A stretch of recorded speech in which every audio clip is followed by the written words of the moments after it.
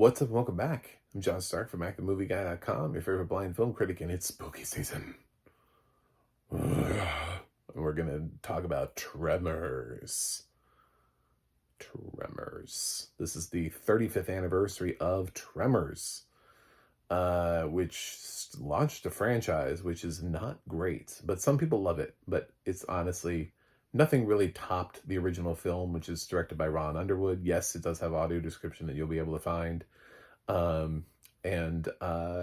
It's got a pretty interesting cast of people. Kevin Bacon and Fred Ward are sort of the leads, but we've also got notably Reba Macintyre, along with Michael Gross, who ended up doing a lot of the sequels. And those are pretty much, yeah, that's it. There's some downstream characters I think that died. Like Ariana Richards is in here, which you would know from Jurassic Park. But of the main characters, there's also Finn Carter. I think it's Finn Carter who plays the female lead here. Finn Little is the little boy that's on Yellowstone, and it immediately entered my head, and I was like, which one is which? I think it's Finn Carter that's here. So, I have seen this a bunch of times. I would call this a Desert Island movie.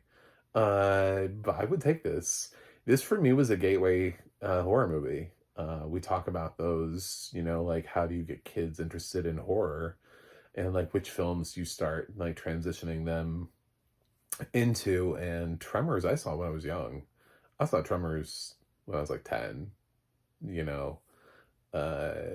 probably about like that, 9, 10, somewhere around in there, because it came out in 1990, and I kind of remember about what age I was, like when I saw it and where I was. Rented it on VHS, good old Blockbuster. Watched it with a friend. Both of our parents were out, and we had a babysitter, and we were watching Tremors. So yeah, I kind of remember it. I think it was like 9 or 10, maybe 8. I don't think it was 8, 9 or 10. So, and it didn't faze me. Like, I remember the one thing that kind of just disturbed me at all was the face in the ground. That was it. Like, there wasn't really anything else that shook me as a kid.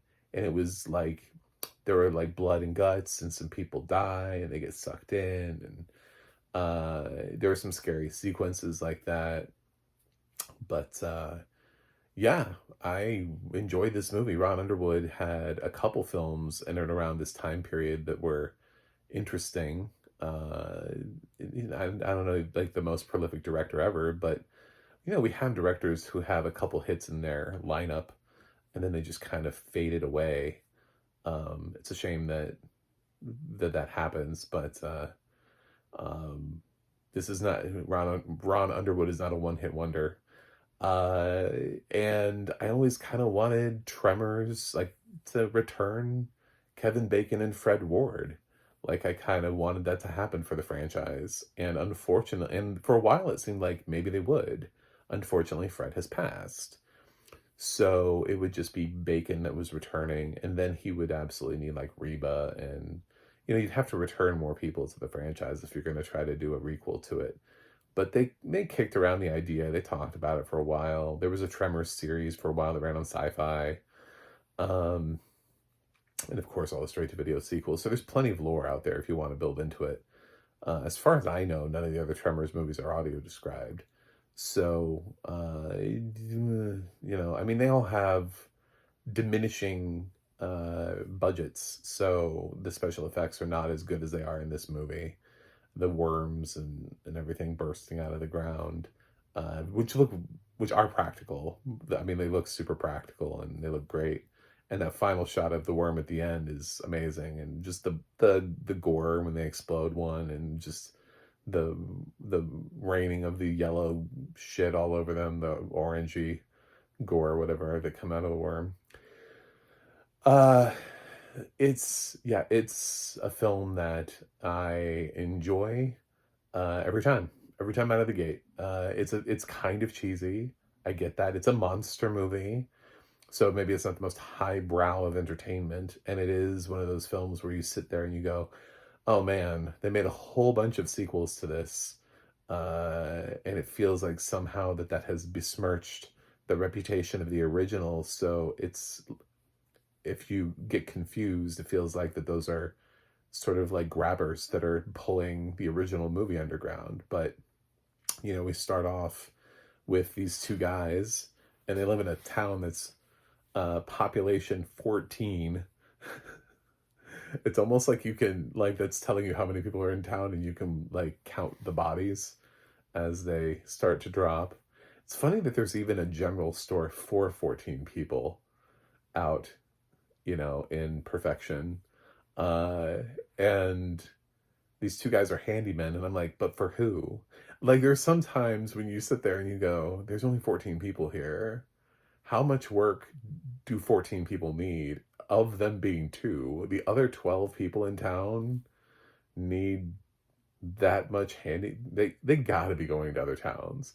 But they make it seem like it's such a big deal that they're going to Bixby. Like they've never been there before. Like they're like, oh, we're going to Bixby finally. Our dreams are coming true. And it's like, but you mean you've sustained this whole time off of being a handyman for the 12 people who live in Perfection? So yeah, I fully acknowledge, having seen this film a bunch of times and being a film critic and sitting there, are there things? Sure, there are things, which is why I'm not going to give this film a 10 out of 10. It's not a 10 out of 10. There's a difference between being in a Desert Island movie and saying, this is one of my favorite things to watch, and saying this film is technically perfect on all, it's all cylinders are firing, and they're not. There are some things here where you could go, oh, I don't know, yeah, I don't know, guys. That feels like you took the shortcut. Um, but I don't know. As a kid, I used to. Uh, I had enough friends who had seen Tremors, or like fundamentally understood what it was. I used to play games where like we had to be on concrete because we didn't have rocks. So like I don't know. We came up with, I don't know, remember the rules of it. I just remember all the time having to like run from like in a certain amount of time, or like a tremor would grab us. It's from concrete to concrete. There were no tremors in the ground. There were no grabbers. Um, so I don't know why I felt the need to clarify that, but subscribe for childhood memories. So yeah, I revisiting this again, had to, for its 35th anniversary. When I see films that pop up, like I've already done Casper, which is another film I really love. So when I see a couple films like that are in their anniversary year, I'm like, oh yeah, well, I need to talk about this. I have a channel. I'm on the Spanometer. I get a chance to write a review about Tremors and put it on the Spanometer and say I've loved Tremors for 35 years. I don't need the sequels. Sorry if you like the sequels. That's fine. You do you. I don't. Uh, I thought they looked super cheesy. And there is something about Kevin Bacon's radiant personality here that works, and he and Fred Ward pull and play really well off of each other. I also like Reba and Michael as these like survivalists who have like an armory at home that just really comes in handy. I'm not really sure what they need it for, because there's, again, 14 people in this town. I don't know what they're stocking up for. I don't even know. There's nothing around them for miles. I don't even know what they shoot. Like, you'd have to go like set up your own shooting range. I don't know. You just shoot off into the mountain and hope you don't hit something in the middle of the way. I don't know. Anyway, start firing off into the wild blue yonder. This is clever. It's a different kind of monster. I think that's what makes Tremors so interesting, is sometimes when you swing for the fences with like a weird monster, it doesn't always work. But it's better than getting, the constant vampires, werewolves, zombies, those kind of movies that populate a lot of, and then slasher movies, right? We get a lot of those. So when somebody's like, what if there were giant worms underground and they were hunting people based on vibration? What if that was a thing?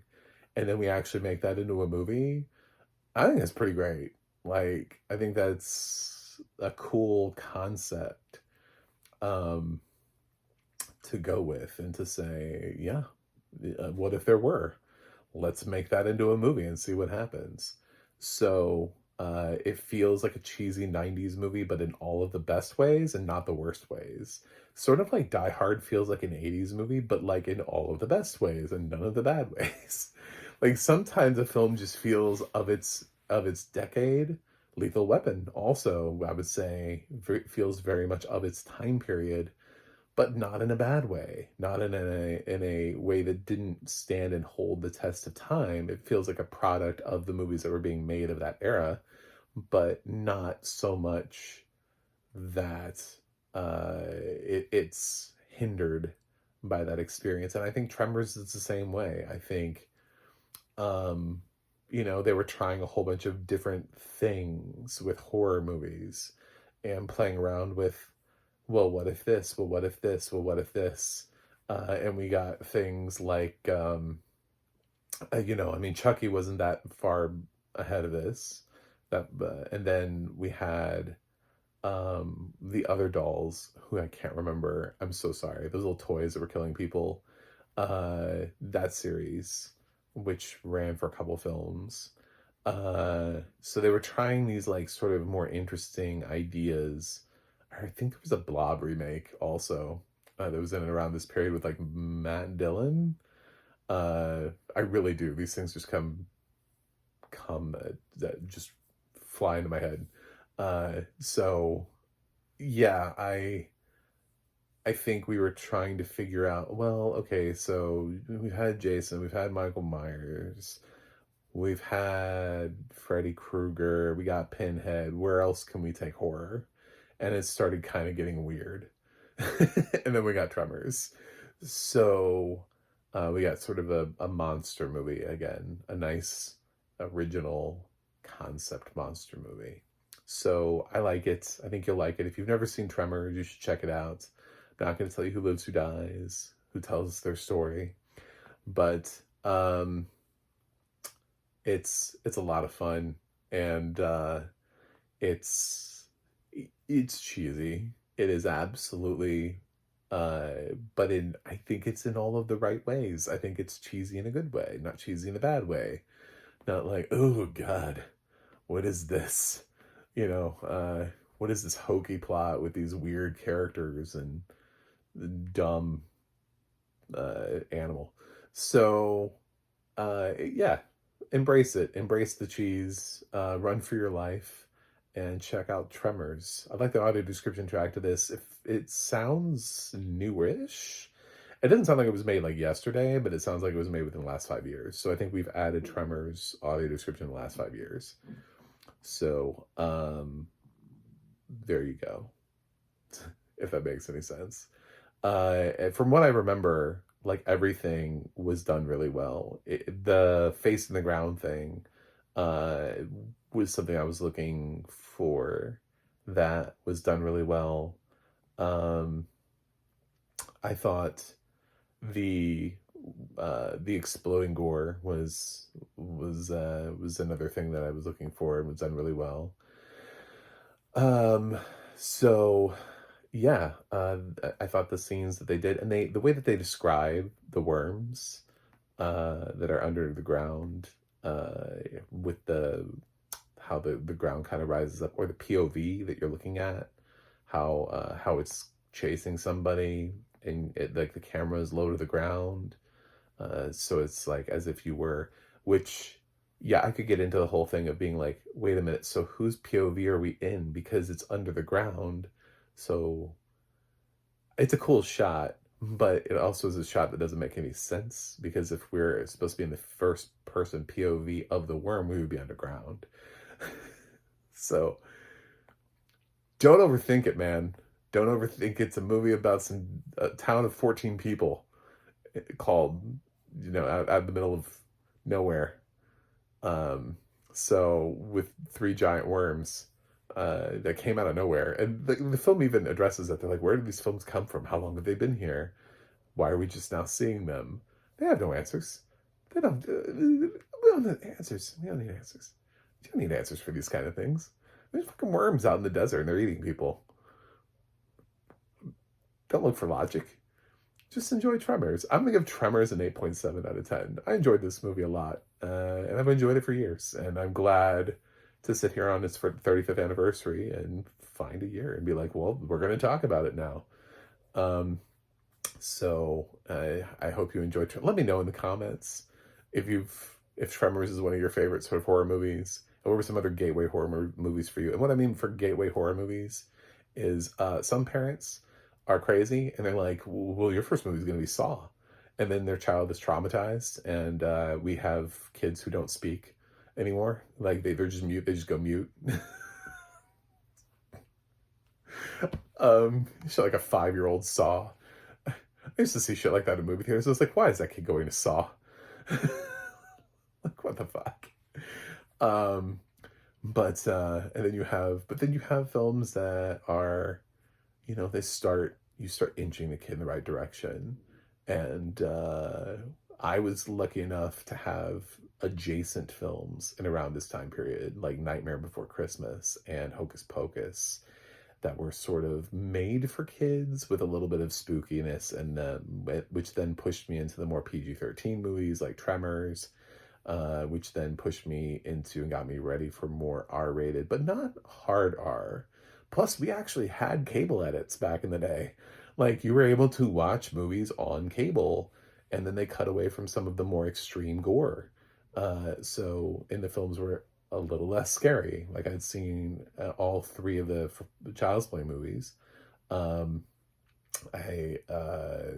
seen Maximum Overdrive, the shitty Stephen King movie. I'd seen that, but at least by the time I was like 12, so a couple movies I remember seeing early, but I remember seeing the cable edits that didn't have some of the stuff later on. When I watched them for like a second or third time, I was like, oh shit, oh my God, I did not know that was in there. We cut away. Oh man, they curse a lot in this movie. That's weird. I don't remember the cursing. Oh, there's nudity in this? What? So even the late night stuff, they used to have to chop at some of the things. So it helped get you a little bit inched closer toward horror movies. So this is a big gateway horror movie for me. Thanks for watching. Thanks for subscribing. I'll see you guys on the other side.